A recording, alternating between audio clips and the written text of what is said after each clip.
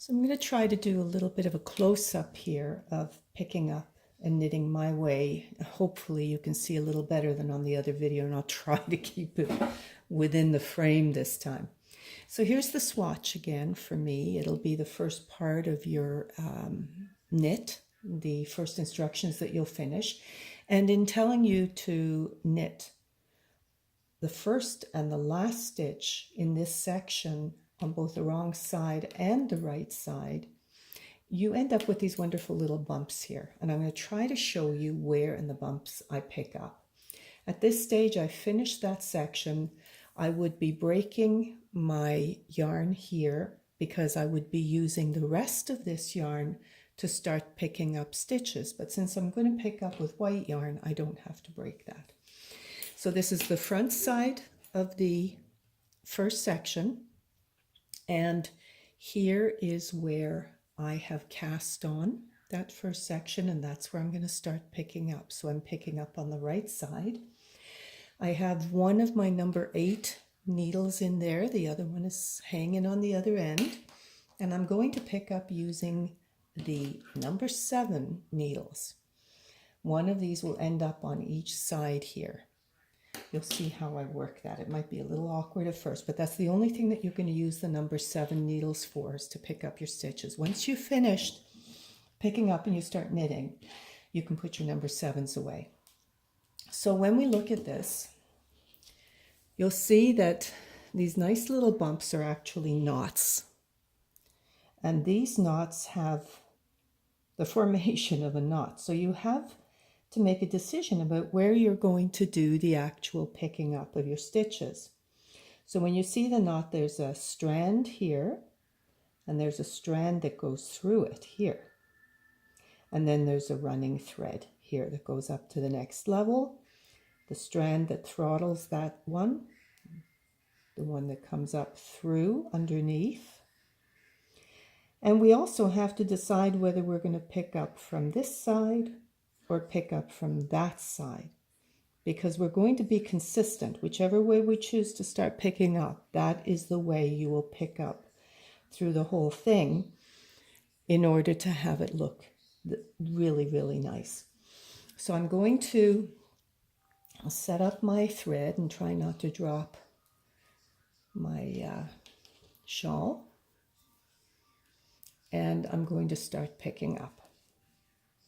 So I'm going to put my number 7 into this part of the knot.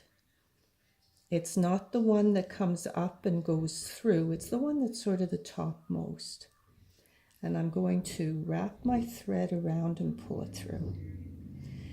So it's not this one coming up.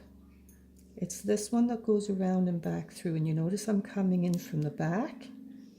So I'm going to wrap it this way and pull it through. It makes it a little easier to get it through.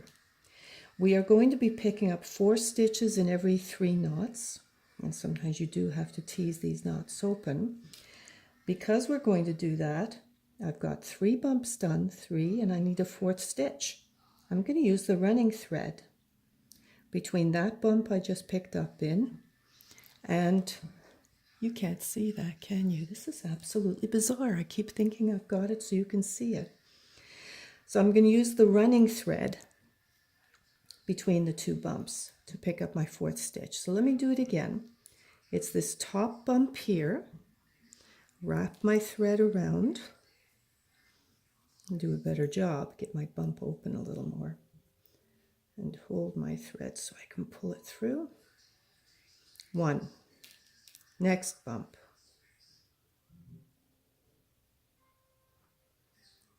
Bear with me. Wrap it around. Pull it through. 2. Next bump. Try not to split the thread. Pull it through. That's 3. And now I need my 4th is going to be in the running thread going up to the next one. But I should be consistent in how I do that. So you're going to do that all the way up here. And then you're going to leave that needle alone. Leave it hanging there. And you're going to knit across this needle with your other number 8. So now your number 8 is going to be sitting here like this, and this one is going to be dangling free. When you get to the end, you're going to take the other number 7 and you're going to pick up these stitches down here and leave it hanging. So now you've got 3 needles hanging in your work, one on this side looking like this. That's a number 7. This one here, number 8 going across, and the number 7 going down. It looks awkward, but you have one more number 8 lying free, and that's this one. And this one you'll come here and you'll start the purl row going back. And once you finish purling the number 7, you can just let that go. And it'll be on your cord. And then you purl across here. And then you'll purl across here, and you can get rid of your number 7 needles. And now you've got a U shape on your cable with your number 8 needles. And you will just be going knitting, purling, and following the pattern from here on in. I hope this makes sense. Please feel free to ask me any questions on Ravelry. I'll do my best to answer them. I'm not the greatest at doing videos, but I'll try to show you if there's anything that you need to see visually. And I'm really looking forward to doing this knit with you. I've done 2 of these shawls now. I absolutely love them. I love wearing them. I get lots of compliments on them when people see them. I actually had a woman approach me at the airport and walk up to me and said, "This has to be hand knit. I've never seen anything like this. It's just beautiful." So I ended up having great conversations with ladies at the airport because I was wearing this shawl. So I look forward to knitting it with you ladies and gentlemen, if there are any, and I hope you enjoy yourself too. See you January 1st.